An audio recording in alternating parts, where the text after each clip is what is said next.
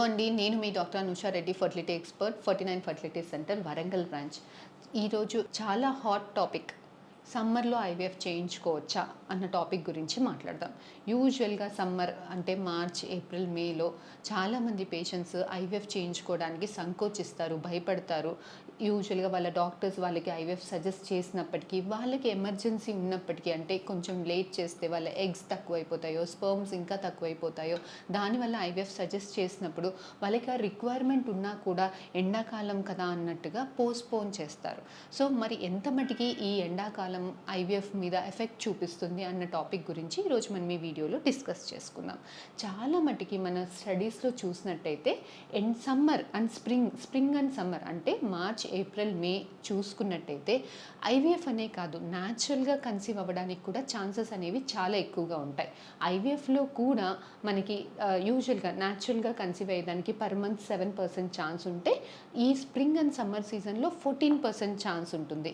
యూజువల్గా ఐవీఎఫ్లో కూడా మనకి ఎగ్ క్వాలిటీ కానీ, స్పర్మ్ క్వాలిటీ కానీ, బేబీ తయారీ అయ్యే క్వాలిటీ కానీ, పెడితే అతికేదానికి సక్సెస్ రేట్స్ కూడా సమ్మర్లో కాస్తంత ఎక్కువగానే ఉంటుంది. ఎందుకు మేడం సమ్మర్లో మరి ఎక్కువ సక్సెస్ రేట్స్ ఉంటాయి అని అంటే, సమ్మర్లో సన్ రేస్ ఎక్స్పోజర్ వల్ల మనకి వైటమిన్ డి అనే హార్మోన్ ఎక్కువగా సింథసైజ్ అవుతుంది. సో ఈ వైటమిన్ డి అనేది ఎగ్ క్వాలిటీ ఇంప్రూవ్ అవ్వడానికి, స్పర్మ్ క్వాలిటీ ఇంప్రూవ్ అవ్వడానికి చాలా హెల్ప్ఫుల్ ఉంటుంది.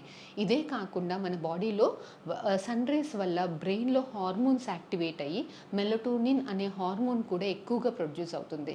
సో ఈ హార్మోన్ కూడా ఎగ్ క్వాలిటీ పెరగడానికి, స్పర్మ్ క్వాలిటీ పెరగడానికి చాలా హెల్ప్ఫుల్ అవుతుంది. సో ఇలా సమ్మర్లో మనం చూసుకున్నట్టయితే మన ఇండియా అనే కాదు, ప్రపంచం మొత్తము కూడా ఐవీఎఫ్ సక్సెస్ రేట్స్ అనేవి కాస్తంత మిగతా మంత్స్లో పోలిస్తే కాస్తంత ఎక్కువగానే ఉంది. మరి ఎక్కువగా ఉన్నప్పుడు ఇంత పెద్ద అపోహ ఎందుకు వచ్చింది? సమ్మర్లో ఐవీఎఫ్ చేయించుకుంటే చాలామంది పేషెంట్స్ సక్సెస్ అవ్వదేమో, ఎంబ్రియోస్ ఖరాబ్ అయిపోతాయేమో, పెడితే అతకదేమో, అతికినా అబార్షన్ అయిపోతుందేమో అని చాలామంది ఫీల్ అవుతారు.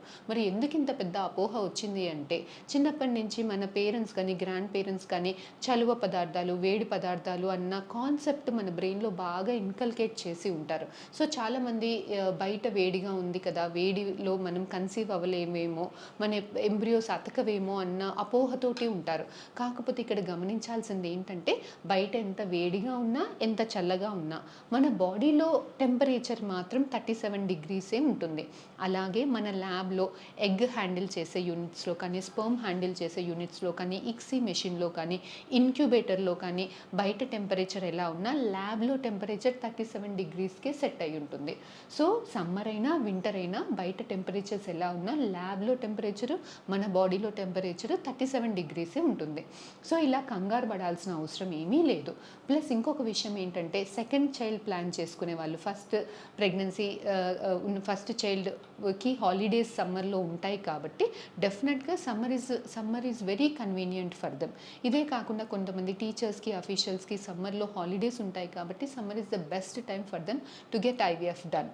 కాకపోతే టెంపరేచర్స్ ఎక్కువగా ఉన్నప్పుడు మనకి రావడానికి, పోవడానికి ఎండ ఎక్స్పోజర్ ఎక్కువగా ఉంటుంది, వడదెబ్బ తగులుతుంది. కాబట్టి కొంచెం మీరు వచ్చేటప్పుడు, వెళ్ళేటప్పుడు కాస్తంత వడదెబ్బ తగలకుండా జాగ్రత్తలు తీసుకోవడం ఎంతైనా ఇంపార్టెంట్ అండి. సో వీళ్ళెంత త్వరగా మార్నింగ్ టైమ్స్లోనే వచ్చి మీదంతా ఏదైతే వర్క్ ఉంటుందో కంప్లీట్ చేసుకొని తొందరగా, మేము కూడా తొందరగా ఓపీస్ అనేవి తొందరగా స్టార్ట్ చేస్తాం, so that it is convenient for the patient. So సమ్మర్లో ఐవీఎఫ్ సక్సెస్ రేట్స్ ఉండవేమో అన్న అపోహ ఈ వీడియో తర్వాత మీకు పోతుందని మేము అనుకుంటున్నాము. ఫర్దర్గా మీకు ఇంకేమైనా డౌట్స్ ఉంటే please do come and contact us. Will definitely get back to you. Thank you అండి.